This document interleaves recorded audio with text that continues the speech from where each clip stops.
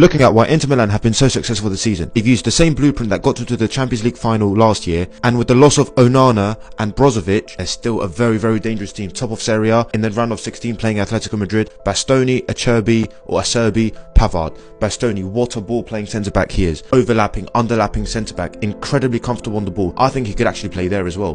Çalhanoğlu playing as a regista. Barella, so dynamic, so energetic. Mkhitaryan, very technical in tight areas, good at keeping the ball and recycling and retaining it. Marco, Darmian, engines, all Dumfries as well, absolute engines, up and down, tricks, flicks, crosses, dribbling runs, chaos. They cause a lot of chaos on the wings. Thuram's energy and finishing up top, along with Lautaro Martinez, World Cup champion, although he did play a bit like Higuain in the World Cup final, but anyway. Inzaghi has set up this team to adapt to what the game gives them and get results. At the end of the day, it's all about results, and they do get results. Very pragmatic and very risk averse. They go long, they compete for the second balls, and then they play from there. What they do without the ball is sometimes more impressive than what they do with the ball, because these front five press in a way where it looks so well oiled and so cohesive. So for example, if the opposition's right centre back has the ball, Mkhitaryan would press, Çalhanoğlu would cover, Barella would cover, Thuram would press this centre back, and Martinez would be there, and you're really pushing them to this side, and they really make it hard for the opposition to score and create chances. And when they do have the ball, they keep it very neat, tidy, crisp and short and purposeful.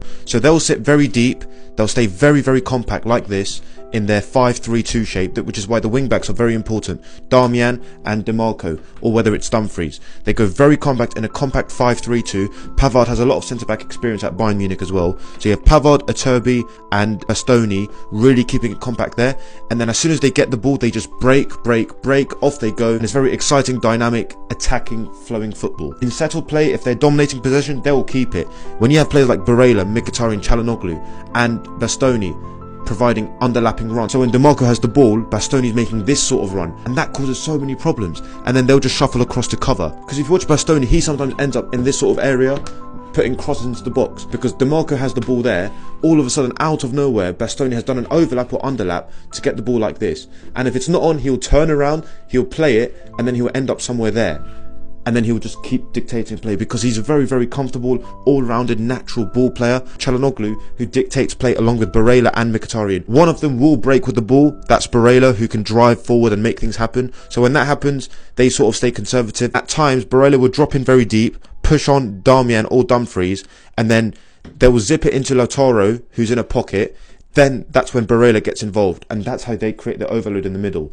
And then they'll play little combinations with Thuram's energy up top, his dynamism, his athleticism, ability to score and create chances. And this team speaks for itself. Look at their results. They're top of Serie A with only one loss. And Onana's departure has shifted Inter Milan's tactic to the point where they can't play so high up, because when Onana was there, he would play as an extra centre-back. Now they just play more conventionally, more standard way of playing a back three with the midfield, but their emphasis is getting Çalhanoğlu, Barella, Mkhitaryan on the ball, Bastoni on the ball, and making things happen from there. Because the last thing you expect is for the opposition's left centre-back to end up in the half space of your own penalty box. A big credit to Inzaghi for adapting with the losses of Brozovic, key player, and Onana, another key player. They've still found a system and it works. And I can see them going very far in the Champions League once again, because ultimately your attack may not score, but if you don't concede, you draw the game. That's the key. If you have a very strong defence and you score goals, you get into Milan, who are top of the league. So credit to Inzaghi.